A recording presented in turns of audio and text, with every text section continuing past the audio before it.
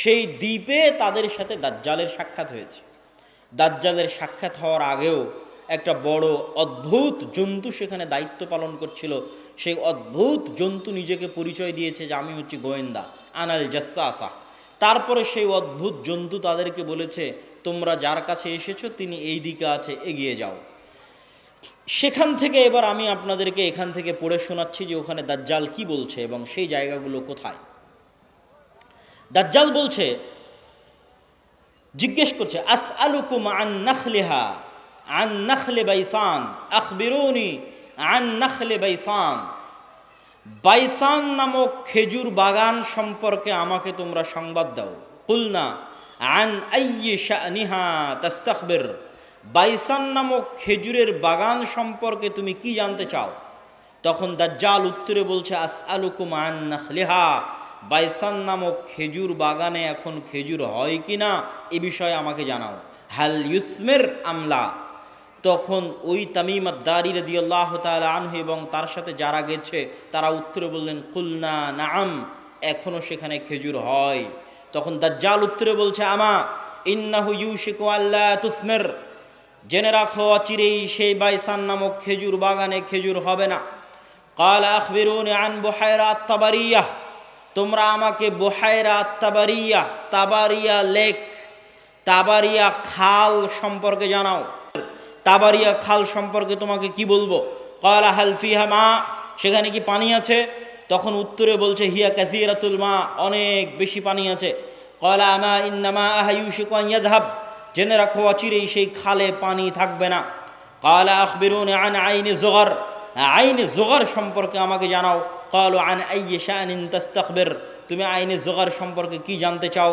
বলে, আইনে জোগারে কি এখনো পানি আছে? সেখান থেকে কি মানুষজন পানি নিয়ে চাষাবাদ করে? তখন আমরা বললাম, হ্যাঁ, হিয়া কাসীরাতুল মা, এখনো মানুষ সেখান থেকে পানি নিয়ে চাষাবাদ করে। তখন সে উত্তরে বলল, অচিরেই সেখানে পানি থাকবে না। তখন বলছে, আখবিরুনি আন নাবিয়্যিল উম্মিয়িন। উম্মিয়িনদের নাবী সম্পর্কে আমাকে জানাও। অশিক্ষিত মূর্খ যারা লেখা জানে না, পড়া জানে না, তাদের জন্য যে নবী প্রেরণ করা হয়েছে সেই নবী সম্পর্কে আমাকে জানাও। এই মর্মে কথা সামনের দিকে আগাতে থাকলো। সম্মানিত উপস্থিতি, কিয়ামতের পূর্ব মুহূর্তে সংঘটিত হওয়া বড় বড় যুদ্ধের মধ্যে রাসূলুল্লাহ সাল্লাল্লাহু আলাইহি ওয়াসাল্লামের পক্ষ থেকে বাইতুল মুকাদ্দাস এবং মসজিদে আকসার উল্লেখ। তন্মধ্যে প্রসিদ্ধ একটি হাদিস আজকে পাঠ করেছি এবং এই বিষয়গুলো, যে হাদিসগুলো আজকে আমরা বলবো, মোটামুটি 2-3টা বড় বড় লম্বা হাদিস।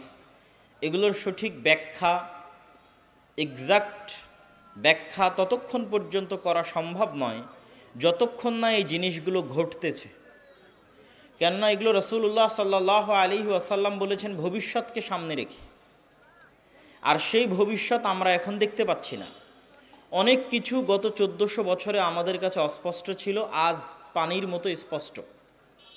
রাসূলুল্লাহ সাল্লাল্লাহু আলাইহি ওয়াসাল্লাম 1400 বছর আগে বলেছিলেন, কোনো পাত্রে যদি মাছি পড়ে তাহলে মাছি ওর মধ্যে ডুবিয়ে দাও, কেননা মাছির এক ডানায় রোগ আছে আর এক ডানায় শিফা আছে। 1000 বছর এই কথা আমাদের কাছে অস্পষ্ট ছিল।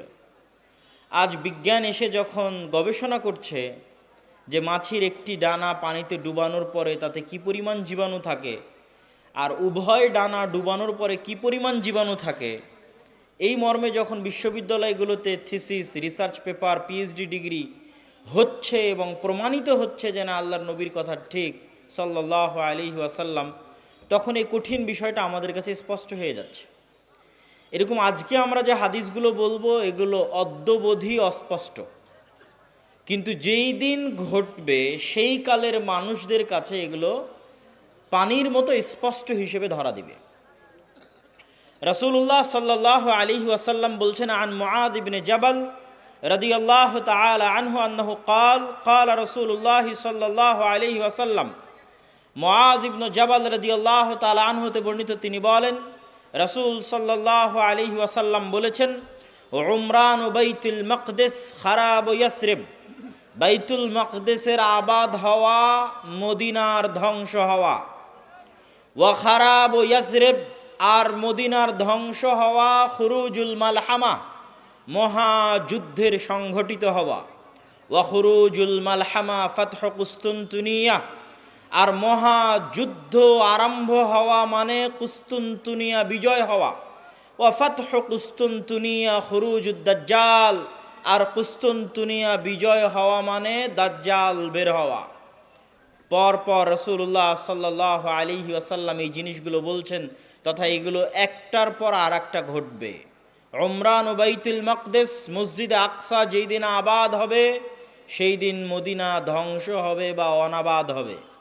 যেই দিন মদিনা অনাবাদ হবে সেই দিন পৃথিবীতে বড় বড় যুদ্ধ সংঘটিত হবে।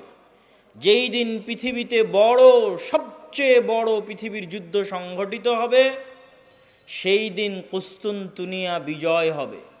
যেই দিন কুস্তুনতুনিয়া বিজয় হবে সেই দিন দাজ্জাল বের হবে। তাহলে এই হাদিস কিয়ামতের পূর্ব মুহূর্তে সংঘটিত বিষয়, কিন্তু তার মধ্যে আমরা মসজিদে আকসা পাচ্ছি।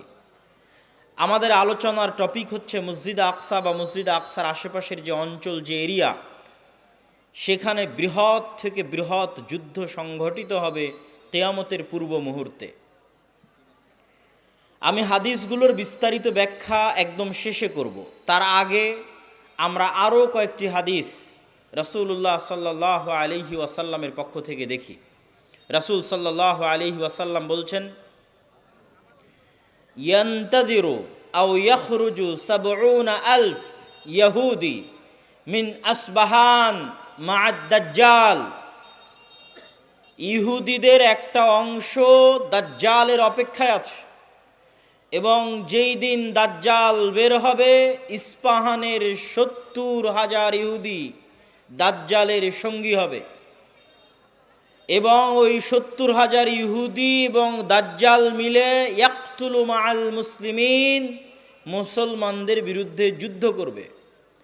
যুদ্ধ করতে করতে এমন পরিবেশ তৈরি হবে যে ইয়াখতাবিউল ইয়াহুদ ওয়ারা আশ-শাজারা আও তাহতাল হাজার, ইহুদি আশ্রয় নিবে গাছের আড়ালে, পাথরের আড়ালে, আর পাথর এবং গাছ বলে উঠবে ইয়া মুসলিম। পাথর এবং গাছ কথা বলে উঠবে, এই মুসলমান, এই যে এখানে লুকিয়ে আছে হত্যা করো। গাছ বলবে, এই যে এখানে লুকিয়ে আছে হত্যা করো। পাথর বলবে, এই যে এখানে লুকিয়ে আছে হত্যা করো। এবং এই হাদিসের সাথে আরও একটি হাদিস সম্পৃক্ত, যে রাসূলুল্লাহ সাল্লাল্লাহু আলাইহি ওয়াসাল্লাম যে ৭০,০০০ ইহুদি ইস্পাহান থেকে বের হবে। ইস্পাহান হচ্ছে ইরানের নগরী। আজও ইরানের মধ্যে ইস্পাহান নামে সেই নগরী আছে। আমরা প উচ্চারণ করি ইস্পাহান, আরবিতে এটা উচ্চারণ হয় না। আরবিতে হয় আল আসবাহানি, বা উচ্চারণ হয় ইসবাহান বা আসবাহানি। সেখান থেকে ৭০,০০০ ইহুদি দাজ্জালের সঙ্গী হবে, সাথী হবে, এবং মুসলমানদের বিরুদ্ধে যুদ্ধ করবে।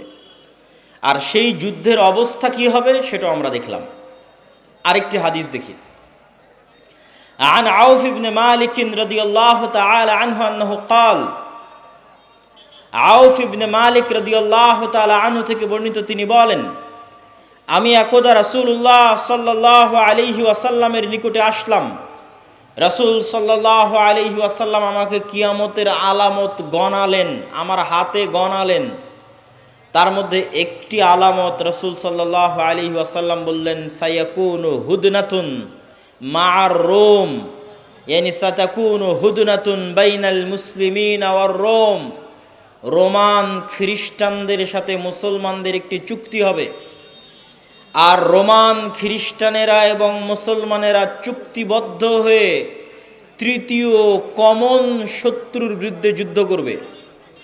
তথা রোমান খ্রিস্টানদের শত্রু আর মুসলমানদের শত্রু এক। তৃতীয় কমন শত্রুর বিরুদ্ধে মুসলমানেরা যুদ্ধ করবে। এই যুদ্ধে রোমান খ্রিস্টান এবং মুসলমানেরা বিজয়ী হবে। বিজয়ী হওয়ার পর একজন খ্রিস্টান দাঁড়িয়ে বলবে যে আমরা আজকে বিজয়ী হয়েছি লিহাজা সলিব, এই ক্রুশের কারণে। গলায় ঝুলানো ক্রুশ দেখিয়ে বলবে এটার কারণে আজকে আমরা বিজয়ী হয়েছি। তখন একজন মুসলমানের আঁতে ঘা লাগবে, সে দাঁড়িয়ে উঠে তার ক্রসটা ভেঙে দিবে। যখন ভেঙে দিবে তখন রোমান এবং মুসলমানেরা পরস্পরের বিরুদ্ধে যুদ্ধ করার জন্য দাঁড়িয়ে যাবে। রোমান, খ্রিস্টান এবং মুসলমানেরা। সেই যুদ্ধের বর্ণনা রাসূলুল্লাহ সাল্লাল্লাহু আলাইহি ওয়াসাল্লাম হাদিসে বিস্তারিত বর্ণনা করছেন। عن أبي هريرة رضي الله تعالى عنه أنه قال قال رسول الله صلى الله عليه وسلم আবু হুরায়রা রাদিয়াল্লাহু তাআলা আনহু থেকে বর্ণিত, তিনি বলেন রাসূল সাল্লাল্লাহু আলাইহি ওয়াসাল্লাম বলেছেন, লা তাকুমুস সাআহ, কিয়ামত ততদিন পর্যন্ত সংঘটিত হবে না, হাত্তা ইয়ানজিলার রোম বিল আমাক আও বিদাবিক, যতক্ষণ না রোমান খ্রিস্টানেরা অবতীর্ণ না হচ্ছে সিরিয়ার আমাক এবং দাবেক নামক জায়গায়। বর্তমান সিরিয়ার হালব নগরী থেকে অনতি দূরে তুরস্ক এবং সিরিয়ার সীমান্তবর্তী অঞ্চলে, বর্তমান তুরস্কের সীমানা এবং বর্তমান সিরিয়ার সীমানা, এই সীমান্তবর্তী অঞ্চলের জায়গার নাম হচ্ছে আমাক এবং দাবেক, এখনও ওই নামেই আছে। এই আমাক এবং দাবেক জায়গায় যতক্ষণ না রোমান খ্রিস্টানেরা অবতীর্ণ না হবে মুসলমানদের বিরুদ্ধে, ফায়াখরুজু ইলাইহিম জাইশুম মিনাল মাদিনাহ, আর তাদের বিরুদ্ধে যুদ্ধ করার জন্য মদিনা মুনাওয়ারা থেকে মুসলমানদের একটি সেনাবাহিনী রওনা হবে। রাসূলুল্লাহ সাল্লাল্লাহু আলাইহি ওয়াসাল্লাম বলছেন, মদিনা মুনাওয়ারা থেকে বের হওয়া সেই মুজাহিদ বাহিনী খেয়ার ও আহলিল আরজ, তৎকালীন বিশ্বের সর্বোত্তম, সবচেয়ে শ্রেষ্ঠ, সবচেয়ে দামি, সবচেয়ে আল্লাহওয়ালা পরহেজগার মানুষ হবে। মদিনা মুনাওয়ারা থেকে ওই দিন যারা বের হবে যুদ্ধের জন্য, সিরিয়ার মাটিতে যুদ্ধ করার জন্য, রাসূলুল্লাহ সাল্লাল্লাহু আলাইহি সাল্লাম বলছেন খিয়ার ও আহলিল আরজ, তৎকালীন বিশ্বের সর্বশ্রেষ্ঠ আল্লাহওয়ালা পরহেজগার মানুষেরা সেই দিন মদিনা থেকে বের হবে, মদিনা মুনাওয়ারা থেকে বের হবে যুদ্ধের জন্য। যুদ্ধের কথা বর্ণনা করতে গিয়ে রাসূলুল্লাহ সাল্লাল্লাহু আলাইহি ওয়াসাল্লাম বলেন, ফায়ুকাতিলুহুম ফায়ানহাজিমু সুলুসুন লা ইয়াতুবুল্লাহ তাওবাতাহুম আবাদা, ওই দিন মুসলমানেরা 3 ভাগে বিভক্ত হয়ে যাবে। এক ভাগ যুদ্ধের মাঠ ছেড়ে পালিয়ে যাবে, আল্লাহ কোনোদিন এদের তওবা কবুল করবেন না।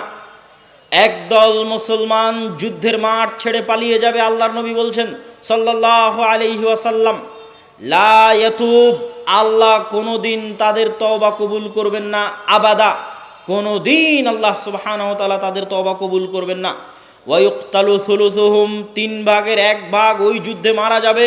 রাসূলুল্লাহ সাল্লাল্লাহু আলাইহি ওয়াসাল্লাম বলছেন, আফজালুশ শুহাদা ইনদাল্লাহ, আল্লাহর নিকটে সর্বশ্রেষ্ঠ শহীদ বলে গণ্য হবে ওই যুদ্ধে যারা যুদ্ধ করে শাহাদত অর্জন করবে, শহীদ হয়ে যাবে 3 ভাগের 1 ভাগ মুসলমান, তারা আল্লাহর দরবারে সর্বশ্রেষ্ঠ শহীদ হিসেবে বিবেচিত হবে।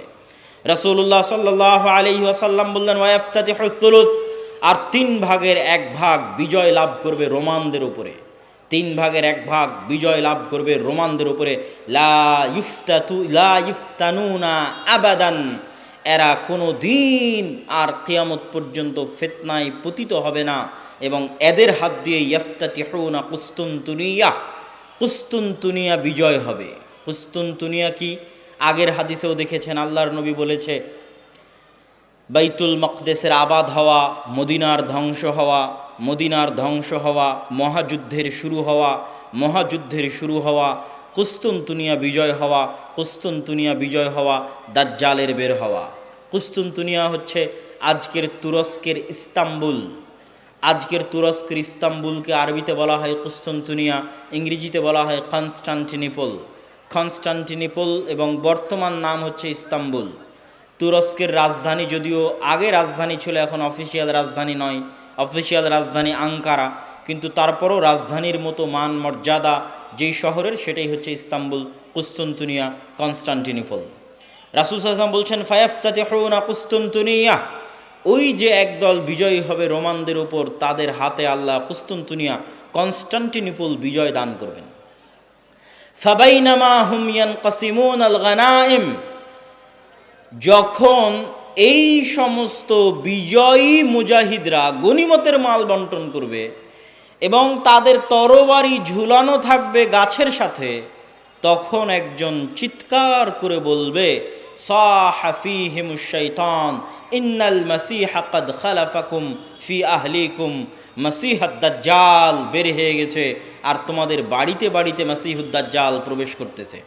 এখন পর্যন্ত ইমাম মাহদী আসেননি, হয়তো এনাদের মধ্যেই ইমাম মাহদী থেকে থাকতে পারেন, তবে তিনি যে ইমাম মাহদী তা এখনও প্রকাশিত আকারে জনগণের সামনে স্পষ্ট হয়নি। হবে কখন? দাজ্জাল বের হওয়ার পরে এবং সালাতের দামেস্কের মসজিদে সালাতের পরে, যেটার বর্ণনা রাসূল সাল্লাল্লাহু আলাইহি সাল্লাম দিচ্ছেন। ফায়াখরুজুন ওয়া যালিকা বাতিল, শয়তানের এই মিথ্যা কথা শুনে তারা তরবারি নিয়ে দৌড়ে এগিয়ে যাবে কোথায়? মাসীহুদ দাজ্জাল, তার বিরুদ্ধে যুদ্ধ করার জন্য। ফাইদা জাউ শাম, তারা আস্তে আস্তে দেমাস্কে চলে আসবে। দেমাস্কের মসজিদে তারা কাতারবদ্ধ হয়ে সালাতের জন্য দাঁড়াবে। ইদা উকিমাতিস সালাত, যখন সালাতের ইকামত দেওয়া হবে, ফায়ানজিলু ঈসা ইবনু মারিয়াম, তখন আসমান থেকে ঈসা ইবনু মারিয়াম অবতীর্ণ হবেন। ফাআম্মাহুম ফাইদা রাআহু আদুউল্লাহ যাবা কামা ইয়াযুবুল মিলহ ফিল মা, ঈসা ইবনু মারিয়াম অবতীর্ণ হবেন ওই মসজিদে এবং তারপরে মুসলমানেরা দাজ্জালের বিরুদ্ধে যুদ্ধ করার জন্য রওনা দিবে। এবং মসজিদে আকসার পাশে, জেরুজালেমের পাশে লুদ নামক বাবুল লুদ, লুদ নামক দরজায় ঈসা আলাইহিস সালাতু ওয়াস সালামকে দেখে মাসীহুদ দাজ্জাল লবণ যেভাবে পানিতে দিলে গলে যায় সেভাবে গলতে থাকবে এবং তার গলে শেষ হওয়ার আগেই রাসূল সাল্লাল্লাহু আলাইহি ওয়াসাল্লাম বলছেন, ফালাউ তারাকাহু লানযাব হাত্তা ইয়ানহালিক, যদি ঈসা ইবনু মারিয়াম তাকে ওই অবস্থায় রেখে দিতেন তাহলে সে গলে ধ্বংস হয়ে যেত। হাত্তা ইয়াহলিক ওয়ালাকিন ইয়াকতুলুহুল্লাহ বিয়াদিহি ফায়ুরিহিম দামাহু ফি হারবাতিহি, কিন্তু আল্লাহ সুবহানাহু ওয়া তাআলা চান যে ঈসা ইবনু মারিয়ামের মাধ্যমে সে নিহত হোক, এই জন্য ঈসা ইবনু মারিয়াম তাকে হত্যা করবেন এবং দাজ্জালের রক্ত জনগণকে দেখাবেন। সম্মানিত উপস্থিতি, আরেকটি ব্যতিক্রম ধর্মী হাদিস, সেই হাদিসটা বলে আমরা আমাদের সংক্ষিপ্ত ব্যাখ্যার দিকে এগিয়ে যাব ইনশাআল্লাহ। আবু হুরায়রা রাদিয়াল্লাহু তাআলা আনহু থেকে বর্ণিত, তিনি বলেন রাসূল সাল্লাল্লাহু আলাইহি ওয়াসাল্লাম বলছেন, সামি'তুম বিমাদিনাতিন জানিবুম মিনহা ফিল বার ওয়া জানিবুম মিনহা ফিল বাহর, তোমরা একটি শহরের কথা শুনেছ যেই শহরের এক সাইডে সমুদ্র এবং আর এক সাইডে মাটি। রাসূলুল্লাহ সাল্লাল্লাহু আলাইহি ওয়াসাল্লামের উত্তরে সাহাবীগণ বললেন, জি আমরা শুনেছি। রাসূল সাল্লাল্লাহু আলাইহি ওয়াসাল্লাম বলছেন, লা তাকুমুস সাআহ হাত্তা ইয়াগযুহা ৭০ আলফাম মিন বনি ইসহাক, ততক্ষণ পর্যন্ত কিয়ামত হবে না যতক্ষণ না বানু ইসহাকের ৭০,০০০ মানুষ তাদের বিরুদ্ধে যুদ্ধ না করছে। আর তারা সেই দিন যুদ্ধ করবে ওই শহর বিজয়ের জন্য। আর ওই শহর বিজয়ের জন্য ফালাম ইউকাতিলু বিসালাহ, কোনো অস্ত্রপাতি লাগবে না ওই শহর বিজয় করতে। ওয়ালাম ইয়ারমু বিসাহমিন, কোনো তীর নিক্ষেপ করা লাগবে না ওই শহর বিজয় করতে। ক্বালু লা ইলাহা ইল্লাল্লাহু আল্লাহু আকবার, তারা শুধু আল্লাহু আকবার ধ্বনি দিবে, তাকবীর ধ্বনি দিবে। ফায়াসকুতু আহাদু জানিবাইহা, ওই শহরের একটি প্রাচীর ধসে পড়ে যাবে। তারপরে দ্বিতীয়বার যখন তারা তাকবীর ধ্বনি দিবে তখন শহরের আরেকটি প্রাচীর ধসে পড়ে যাবে। তারা তৃতীয়বার যখন তাকবীর ধ্বনি দিবে তখন শহরের আরেকটি প্রাচীর ধসে পড়ে যাবে। ফাইফাররাজু লাহুম ফায়াদখুলুহা, তারা বিজয়ী বেশে ওই শহরে প্রবেশ করবে। ফায়াগনামু ফাবাইনাহুমা ইয়াকতাসিমুনাল মাগানিম, যেই মুহূর্তে তারা বিজয়ী বেশে শহরে প্রবেশ করবে আর গনিমতের মাল বন্টন করবে, তখন শয়তান চিৎকার করে বলবে, তোমাদের ঘরে দাজ্জাল প্রবেশ করে গেছে। সম্মানিত উপস্থিতি, পরপর আমরা 4টা হাদিস দেখলাম। এই 4টা হাদিস এক একজন এক একভাবে ব্যাখ্যা করতে পারে। আমি আগেও বলেছি যে যতদিন এই জিনিসগুলো না ঘটবে ততদিন এই জিনিসগুলোর প্রকৃত ব্যাখ্যা কেউ জানবে না। কিন্তু আমার কাছে সংক্ষিপ্তভাবে যেটা মনে হয়েছে যে উমরান ও বাইতুল মাকদেস আবাদ হওয়া, কেউ কেউ ব্যাখ্যা করে এই যুগের যে বাইতুল মাকদেস আবাদ হওয়া মানে ইহুদিরাই জেরুজালেম দখল করে নিবে এবং সেখানে বিশাল রাজধানী প্রতিষ্ঠা করবে। প্রতিষ্ঠা করার মাধ্যমে সে এটা পৃথিবীর একটি জাঁকজমকপূর্ণ একটা বিশাল বড় শহর, লন্ডন দুবাইয়ের মতো একটা বড় শহরে পরিণত হয়ে যাবে জেরুজালেম, যেটা থাকবে তাদের হাতেই, আমাদের হাতে নয়। কেউ বলেছেন এটা, আর আমার কাছে সংক্ষিপ্তভাবে মনে হয়েছে যে উমরান ও বাইতুল মাকদেস আবাদ হওয়া মানে মুসলমানদের হাতেই বাইতুল মাকদেস থাকবে এবং মুসলমানেরাই বাইতুল মাকদেস বিজয় করবে এবং সেখানে সালাত সিয়াম সকল কিছু বাস্তবায়ন হবে এবং বাইতুল মাকদেস মুসলমানদের হাতে আগেই বিজয় হবে, তথা যে ঘটনাগুলো পরবর্তীতে সংঘটিত হচ্ছে সেগুলোর আগেই মুসলমানদের হাতে বাইতুল মাকদেস থাকবে। কখন থাকবে আল্লাহ সুবহানাহু ওয়া তাআলা ভালো জানেন। এবং বাইতুল মাকদেসের বিজয় হওয়া মানে মদিনার ধ্বংস হওয়া কি, হয়তো মদিনা অনাবাদ হয়ে যেতে পারে, মদিনার যে শান শওকত সেই শান শওকতে কমতি আসতে পারে, যে কোনো কারণে আসতে পারে। যেহেতু মুসলমানেরা বাইতুল মাকদেস ফিরে পেয়েছে সেহেতু বাইতুল মাকদেস কেন্দ্রিক মুসলমানদের নতুন কিছু তৈরি হতে পারে। যেমন উমাইয়া খেলাফাত আমলে যখন আবদুল্লাহ ইবনে জুবাইরের হাতে মক্কা এবং মদিনা ছিল, তখন উমাইয়া খলিফারা মক্কা মদিনা জিয়ারত করতে না পারার কারণে তারা তাদের সকল ধন সম্পদ খরচ করত বাইতুল মাকদেসের পিছনে। তথা এই মসজিদকে কেন্দ্র করে মুসলমানদের একটা ব্যস্ততা, শহর বন্দর সকল কিছু গড়ে উঠবে এই শহরকে কেন্দ্র করে, এবং মদিনা অনাবাদ হয়ে যাবে। মদিনা অনাবাদ হয়ে গেলে যুদ্ধ শুরু হবে।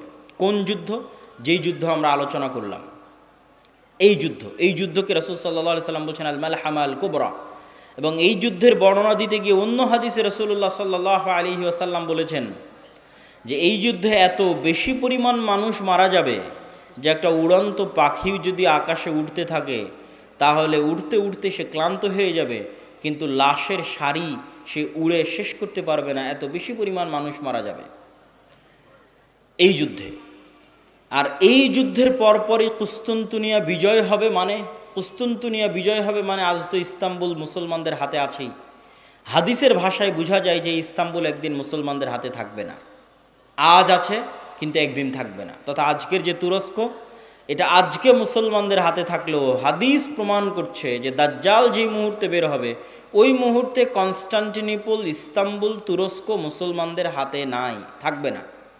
তথা সেটা মুসলমানেরা যে কোনো সময় হারিয়ে ফেলতে পারে, অদূর ভবিষ্যতে, নিকট ভবিষ্যতে। আল্লাহ সুবহানাহু ওয়া তাআলা ভালো জানে কখন হারিয়ে ফেলবে, কেন না হারালে বিজয় কিসের?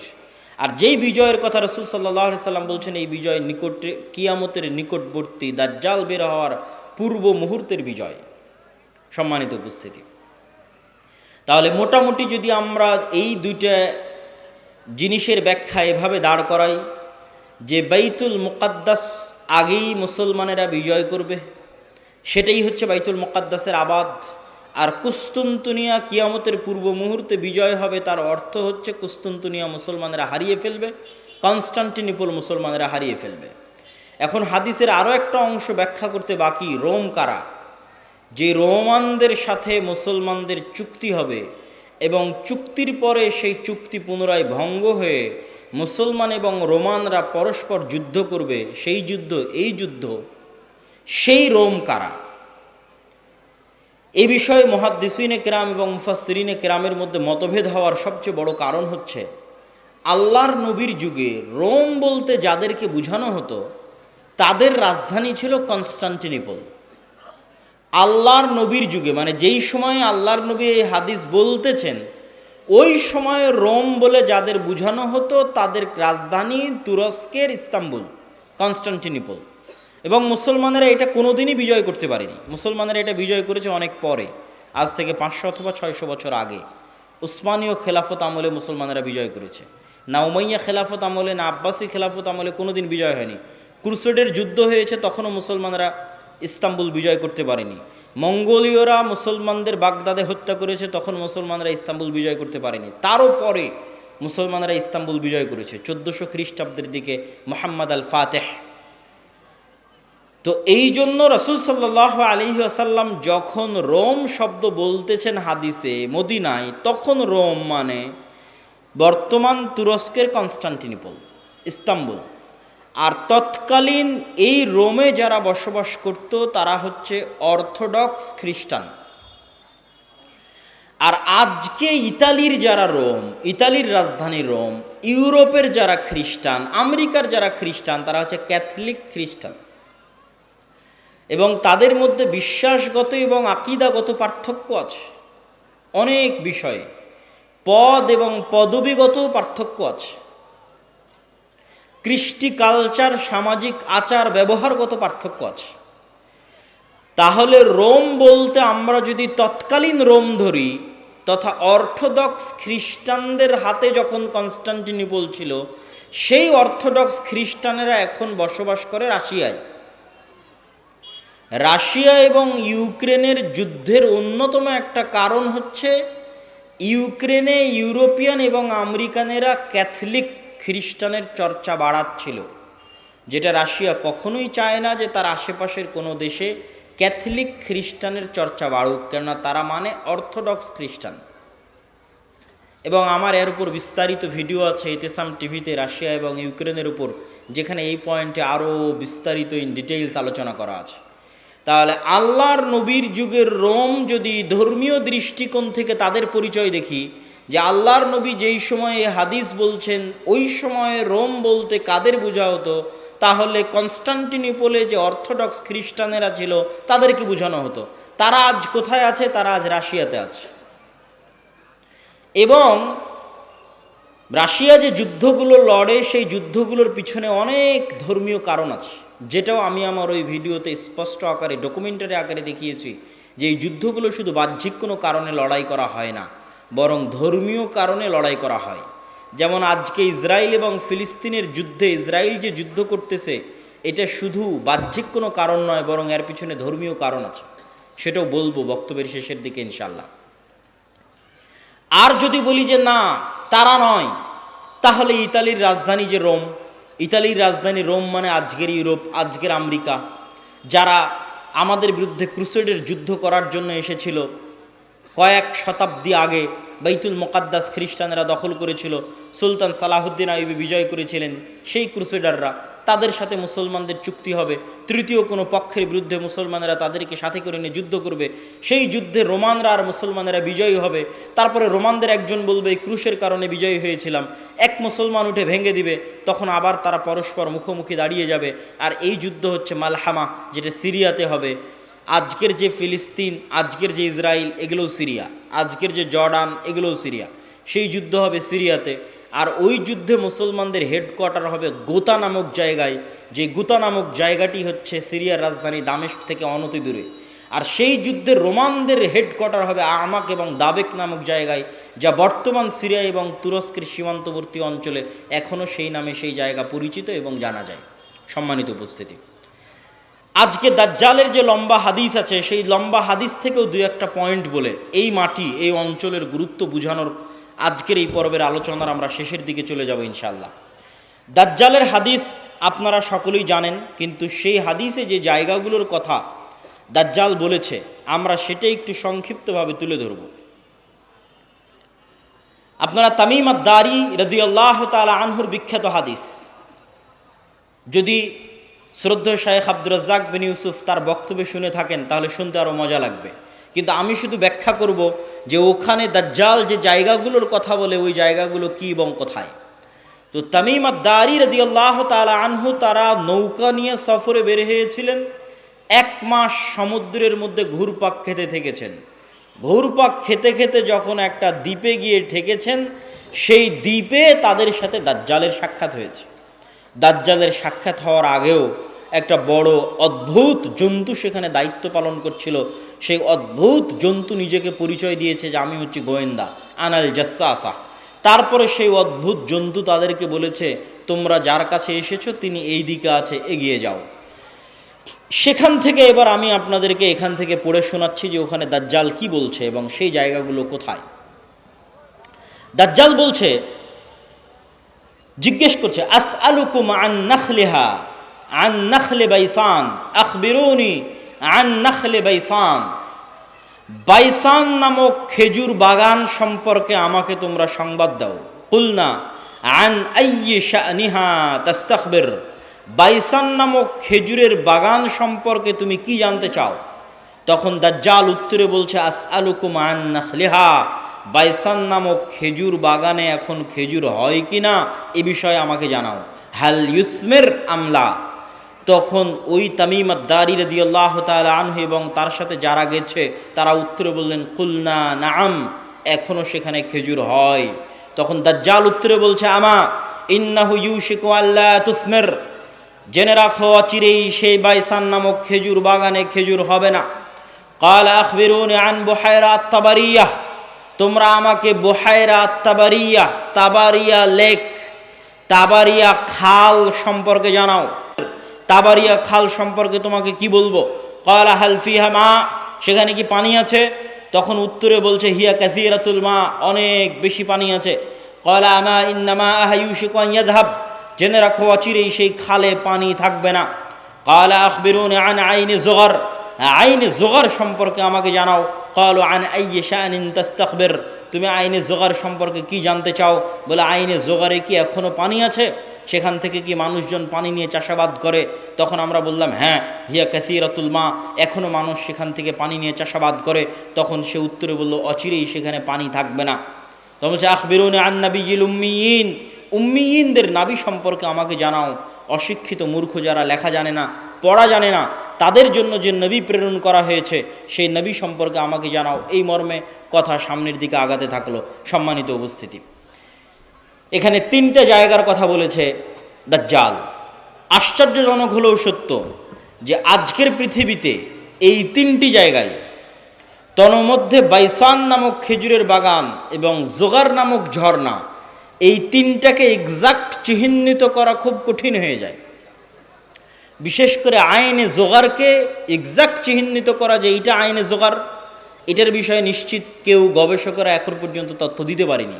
কিন্তু বাইসান খেজুরের বাগান সম্পর্কে মোটামুটি ধারণা পাওয়া যায় যে এই খেজুরের বাগান হচ্ছে বাইসান খেজুরের বাগান। আর বুহায়রা আত-তাবারিয়া এটা এত প্রসিদ্ধ, এত ব্যাপক, এত পরিচিত যে সবাই জানে। এমনকি ইসরায়েলে সারা পৃথিবী থেকে শত শত খ্রিস্টান এই বুহায়রা তাবারিয়া দেখার জন্য যায়। এই জন্য দেখার জন্য যায়, তারা মনে করে তাদের তাওরাত, তাদের বাইবেলে ঈসা আলাইহিস সালাতু ওয়াস সালামের যত মোজেজার কথা বলা আছে, সকল মোজেজা তিনি দেখিয়েছিলেন বুহায়রা তাবারিয়ার উপরে অথবা বুহায়রা তাবারিয়ার পাশে। সেই মোজেজা যদি হয় অন্ধ ব্যক্তিকে চক্ষুস্মান করে দেওয়া, সেই মোজেজা যদি হয় টাকওয়ালা ব্যক্তির মাথায় চুল গজিয়ে দেওয়া, সেই মোজেজা যদি হয় মৃত ব্যক্তিকে জীবিত করা, এগুলোর অধিকাংশ মোজেজা তাদের বিশ্বাস অনুযায়ী ঈসা আলাইহিস সালাতু ওয়াস সালাম এই লেক, এই খালের পাশে অথবা তার উপরে তিনি করে দেখিয়েছিলেন, এই জন্য তারা দেখতে আসে। এবং এইটা চলমান বর্তমান ইসরায়েলের সীমানার অন্তর্ভুক্ত। এবং আনুমানিক গবেষণা অনুযায়ী বাইসানের খেজুরের বাগান এবং জোগারের ঝর্ণা এবং তাবারিয়ার লেক তিনটাই বর্তমান ইসরায়েলের সীমানার অন্তর্ভুক্ত, যেই জায়গাগুলোর কথা এই হাদিসে দাজ্জাল তামিম আদ-দারি রাদিয়াল্লাহু তাআলা আনহুকে জিজ্ঞেস করতেছে। তাহলে একদম যদি আমরা সামারি এবং সারমর্ম করি, তাহলে কিয়ামতের পূর্ব মুহূর্তে যা যা সংঘটিত হবে সব বড় বড় ঘটনা এই মাটিতে, এই জমিনে সংঘটিত হবে, শামের মাটিতে সংঘটিত হবে। আল মসজিদুল আকসা, বাইতুল মুকাদ্দাস কেন্দ্রিক যে এরিয়া, যে জগৎ, যে দেশ, সেখানে সংঘটিত হবে। এবং আমি আমার অতীতের বক্তব্যগুলোতে বলেছি যে বাইতুল মুকাদ্দাসই একমাত্র কারণ পৃথিবীর, যেই কারণে পৃথিবীর 90% মানুষ যুদ্ধে জড়িয়ে যেতে পারে। যেই কারণে পৃথিবীর 90% মানুষ যুদ্ধে জড়িয়ে যেতে পারে তার অন্যতম একটি কারণ হচ্ছে মসজিদ আকসা। কেননা পৃথিবীর তিনটা ধর্মের মানুষ এই মসজিদের দাবিদার। ইহুদিরা দাবিদার, খ্রিস্টানেরা দাবিদার, আমরা মুসলমানেরা দাবিদার। যেহেতু তিনটা ধর্মই আসমানি দিন, আসমান থেকে এসেছে, তিনটা ধর্মের গ্রন্থই আসমানি গ্রন্থ, ওই দুইটা গ্রন্থে বিকৃতি এসেছে, ওই দুইটা ধর্মে বিকৃতি এসেছে। ইসলামে বিকৃতি আসেনি, কোরআনে বিকৃতি আসেনি। কিন্তু যেহেতু একই জায়গা থেকে আগত, এই জন্য ঘটনা, আকিদা, বিশ্বাস, কাহিনী অনেক কিছুই সেম এবং কমন।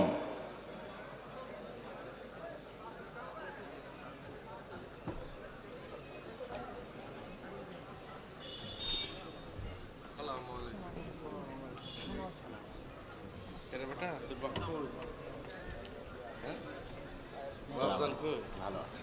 আসতেছে আসতেছে রাস্তায়। তো সম্মানিত উপস্থিতি, আমরা যে বিষয়ে আলোচনা করছিলাম যে বর্তমান মসজিদে আকসা এবং বর্তমান বাইতুল মুকাদ্দাস পৃথিবীর তিনটা ধর্মের নিকটে পবিত্র স্থান। আর এই পবিত্র স্থান হওয়ার কারণ হচ্ছে এই তিনটা ধর্মই আব্রাহামিক রিলিজিয়ান, সেমেটিক রিলিজিয়ান। এই তিনটা ধর্মই মিল্লাতে ইব্রাহিমের দাবিদার তথা ইব্রাহিম আলাইহিস সালাতু ওয়াস সালামের হিস্ট্রি, ইতিহাসের সাথে কানেক্টেড। আর সেমেটিক রিলিজিয়ান মানে নূহ আলাইহিস সালাতু ওয়াস সালামের 3 সন্তান তার সাথে নৌকায় উঠেছিলেন। একজনের নাম ইয়াফেস, একজনের নাম হাম, আর একজনের নাম সাম। ইয়াফেসের বংশধরেরা হচ্ছে সাদা চামড়া, ইউরোপ, আমেরিকা, রাশিয়া। সামের বংশধরেরা হচ্ছে সেমেটিক তথা মেটে, শ্যামা, হালকা সাদা, হালকা শ্যামা, হালকা মেটে। India, Pakistan, Bangladesh, Saudi, Kuwait, Qatar, Bahrain, এরা হচ্ছে সামের বংশধর। হাম হচ্ছে আফ্রিকান, টোটাল আফ্রিকান এরিয়া হচ্ছে নূহ আলাইহিস সালামের সন্তান হামের বংশধর। তো পৃথিবীতে আল্লাহ যত নবী পাঠিয়েছেন সকল নবী সামের বংশে পাঠিয়েছেন। সামের বংশে ইব্রাহিম আলাইহিস সালাতু ওয়াস সালাম।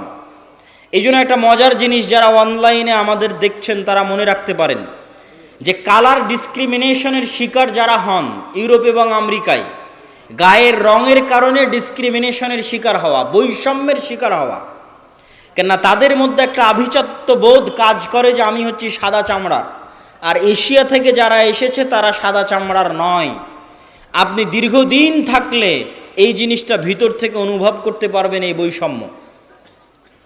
তো এটা আপনারা মজার জিনিস জেনে রাখতে পারেন যে ইউরোপ, আমেরিকা তারা যতই সাদা চামড়ার হোক, তারা যেই নবীকে সম্মান করে, শ্রদ্ধা করে, সেই নবী সাদা চামড়ার ছিলেন না।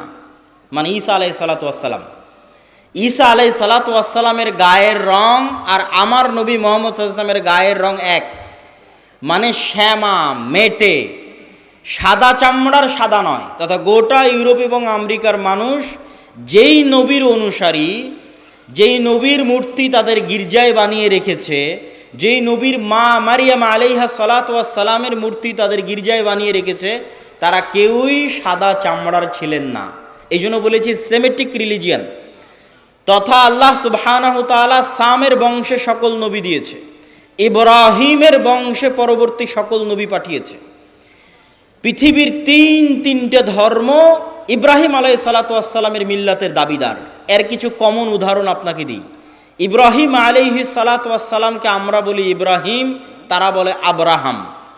ইব্রাহিম আলাইহিস সালাতু ওয়াস সালামের ছেলে ইসহাককে আমরা বলি ইসহাক, তারা বলে আইজ্যাক, আইজ্যাক নিউটন। যিনি আইজ্যাক তিনি ইসহাক। ইসহাক আলাইহিস সালাতু ওয়াস সালামের ছেলেকে আমরা বলি ইয়াকুব আলাইহিস সালাতু ওয়াস সালাম, তারা বলে জ্যাকব। যিনি জ্যাকব তিনি ইয়াকুব। ইয়াকুব আলাইহিস সালাতু ওয়াস সালামের ছেলে ইউসুফ আলাইহিস সালাতু ওয়াস সালামকে আমরা বলি ইউসুফ, তারা বলে জোসেফ। সেন্ট জোসেফ স্কুল মানে Hazrat Yusuf school. There is no difference, কোনো পার্থক্য নাই। যদি আপনি বলেন সেন্ট জোসেফ স্কুল, তাহলে ওরা আপনি যে ইউসুফকে জানেন তাকে উদ্দেশ্য করছে, যে হজরত ইউসুফ আলাইহিস সালাতু ওয়াস সালাম স্কুল। এভাবে আমরা যাকে বলছি দাউদ আলাইহিস সালাতু ওয়াস সালাম, তারা তাকে বলছে ডেভিড। জাস্ট নামের উচ্চারণের পার্থক্য, কিন্তু ঘটনার মধ্যে মিল আছে। আমরা বলছি নূহ, তারা বলছে নোয়াহ। ঘটনার বর্ণনা, ধারা বিবরণীতে কিছুটা পার্থক্য আছে, কিন্তু মূল ঘটনাগুলো একই। তথা আদম এবং হাওয়ার যে ঘটনা কোরআনে বর্ণনা করা আছে, কাছাকাছি ঘটনা।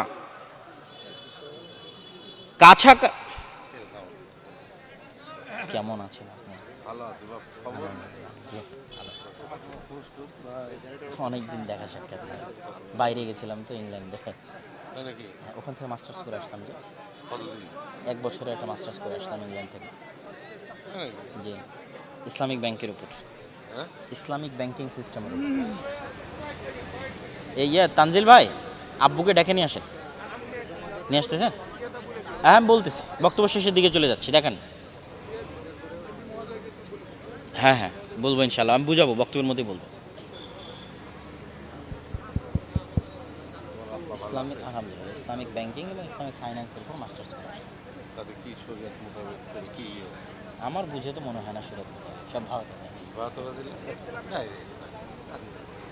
কি ইসলামী ব্যাংকের টাকা নেওয়া থৌতো দেখি হাট ক্যাপ না পড়া।